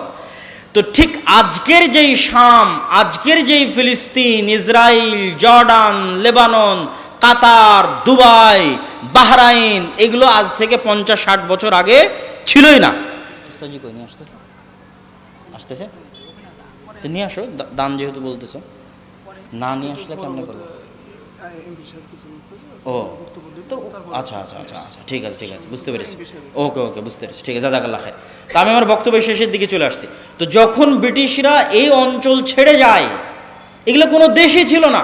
ওরা এই যেমন আমাদের এই ভারত উপমহাদেশকে ভেঙে টুকরো টুকরো করেছে, ওই রকম বাহরাইন একটা ছোট্ট দেশ বানিয়েছে, কাতার, দুবাই, তারপরে হচ্ছে জর্ডান, তারপরে হচ্ছে লেবানন, তারপরে হচ্ছে এই ছোট্ট ভাঙতে ভাঙতে ওর মধ্যে থেকে ইসরায়েল বের করে দিয়েছে। তথা ইসরায়েল হচ্ছে ঔপনিবেশিকের ফল, ঔপনিবেশিক শাসন আমলের সন্তান। যে কলোনিয়াল সিস্টেম সারা পৃথিবীতে মুসলমানেরা ভোগ করেছে তার ফল, তার রেজাল্ট। আর ওই যে গোলামি করতে করতে রক্তে গোলামি ঢুকে গেছে মুসলমানদের জন্য, গোলামি থেকে বের হতে হলে আরও সময় লাগবে, স্বাধীন চেতা মনোভাব লাগবে, আল্লাহর ইবাদত এবং দ্বীনের অনুসরণ করা লাগবে। দ্বীনের অনুসরণ, আপনি বলতেছেন আপনি মসজিদ আকসা বিজয় করবেন, বাইতুল মুকাদ্দাস বিজয় করবেন, আপনি যে দেখেন তো একটা ইহুদি পরিবারের ছেলে মেয়ে কী করে, আর আজকে যারা এখানে বসে আছে এরা কী করে? আজকে যারা যে সমস্ত এখানে যুবক বসে আছে এদের মধ্যে কয়জন মদখোর, জুয়াখোর, ফ্রি ফায়ার, পাবজি নিয়ে ব্যস্ত? আর ইহুদির কয়টা সন্তান ফ্রি ফায়ার, পাবজি আর মদ আর জুয়া নিয়ে ব্যস্ত? আমার চ্যালেঞ্জ থাকলো আপনি যান, খুঁজেন। তাদের দোষ দিয়ে লাভ নাই। আল্লাহ সুবহানাহু ওয়া তাআলা আমাদেরকে আযাব হিসেবে, শাস্তি হিসেবে মসজিদ আকসায় যেতে দেয় না। এই কষ্ট আমার এবং আপনার অন্তরে থাকতে হবে। যেই মসজিদের 2 রাকাত সালাত অন্য মসজিদের 1000 সালাতের চেয়ে উত্তম, পৃথিবীর যে তিনটা মসজিদ, ইসলামের সবচেয়ে পবিত্রতম মসজিদ, যার জন্য সফর করা, যার জন্য যাওয়া উত্তম, উচিত, যেই মসজিদগুলোতে সালাতের বিশেষ ফজিলত রয়েছে, সেই 3টা মসজিদের একটা মসজিদ, মসজিদ আকসা, আমরা যেতে পারি না। এটা আল্লাহ আমাদেরকে বঞ্চিত করে রেখেছে আমাদের কর্মফলের কারণে, আমাদের আমলের কারণে। সম্মানিত উপস্থিতি, আপনি ইহুদি পল্লীতে যান, ইহুদি পল্লীতে গিয়ে দেখেন তারা কিভাবে চলে, কিভাবে চলাফেরা করে, দেখে আসেন। তারা পৃথিবীর মানুষকে বলবে তোমরা সুদ নিয়ে ব্যস্ত থাকো, ওরা নিজেরা পরস্পরে সুদ খাবে না। তারা পৃথিবীর মানুষের পিছনে কোটি কোটি টাকা ব্যয় করবে যে তোমরা মদ, গাঞ্জা, জুয়া এগুলো নিয়ে ব্যস্ত থাকো, ওরা নিজেরা জীবনে কোনোদিন মদ, গাঞ্জা, জুয়া নিয়ে ব্যস্ত থাকবে না। টাকার বিষয়ে সবচেয়ে কৃপণ, টাকা কেমনে জমা করতে হয়, অনর্থক অপচয় খরচ না করে টাকা কেমনে জমা করতে হয়, পৃথিবীর সবচেয়ে বড় বড় মাল্টি বিলিয়নার হচ্ছে তারা। কেন? তারা ওইভাবেই তাদের সন্তান সন্ততিকে বড় করেছে। হ্যাঁ, তাদের উপর আল্লাহর গজব এবং আযাব আসবে, কিন্তু আল্লাহ সুবহানাহু ওয়া তাআলা বিধর্মীদের দিয়েই মুসলমানদেরকে আযাব এবং শাস্তি দিয়ে থাকেন। তারও দলিল কোরআন এবং হাদিসে আছে, যেটা আমি আমার অন্য বক্তব্যে বিস্তারিত আলোচনা করেছি, আজকে সময় নাই। সেহেতু আমরা একটা আযাব এবং গজবের মধ্যে দিয়ে যাচ্ছি আমাদের আমলের কারণে। আমাদের অন্তরে ব্যথা থাকতে হবে যে আমরা হজ এবং উমরা করতে গেলেও, মক্কা মদিনায় গেলেও মসজিদ আকসায় যেতে পারি না। আজ থেকে 100 বছর আগে, গত 1300 বছর এমন কোনো মুসলমান নাই যারা হজ উমরা করতে গেছে আর মসজিদ আকসায় যায়নি। হজের ট্রিপ মানেই মসজিদ আকসাহের ট্রিপ হবে। সম্মানিত উপস্থিতি, এই জন্য সুলতান সালাহুদ্দিন আইয়ুবী শপথ করেছিলেন, যতদিন আল্লাহ তার 3টা মসজিদের একটা মসজিদকে খ্রিস্টানদের কবল থেকে মুক্ত না করবে, ততদিন সুলতান সালাহুদ্দিন আইয়ুবী আল্লাহর আরেক মসজিদ মক্কা এবং মসজিদে নববী জিয়ারতের জন্য যাবে না। আল্লাহর মসজিদকে বন্দি দশায় রেখে, আল্লাহর মসজিদকে মানুষের সালাত মুক্ত অবস্থায় রেখে তিনি কিভাবে আল্লাহর আরেক মসজিদ জিয়ারতের জন্য যাবেন, এই ব্যথায় তিনি যুদ্ধ করতেন। এই জন্য আপনাদের সন্তান সন্ততি পরবর্তী বংশধরের অন্তরে এই ব্যথা, এই বিশ্বাস এবং আমলের পরিবর্তনের মাধ্যমে আমরা বিজয় অর্জন করতে পারি। যেহেতু আল্লাহর ওয়াদা যে বিজয়ী হব, বক্তব্যের শুরুতেই হাদিস পড়ে দিয়েছি যে পাথর বলবে, গাছ বলবে, ওয়াদা হবে। আল্লাহর নবী বলেছেন হবে, আজ না হলে যেদিন ইমাম মাহদি আসবেন সেই দিন হবে। কিন্তু আমরা যদি তার আগেও যে হবে না তা না, তার আগেও হতে পারে। সুলতান সালাহুদ্দিন আইয়ুবীর হাত দিয়ে আল্লাহ বিজয় করায়নি, করিয়েছে। আমাদের হাত দিয়েও আল্লাহ বিজয় করাতে পারে, কিন্তু তার জন্য আমলের পরিবর্তন লাগবে, আখলাকের পরিবর্তন লাগবে। সম্মানিত উপস্থিতি।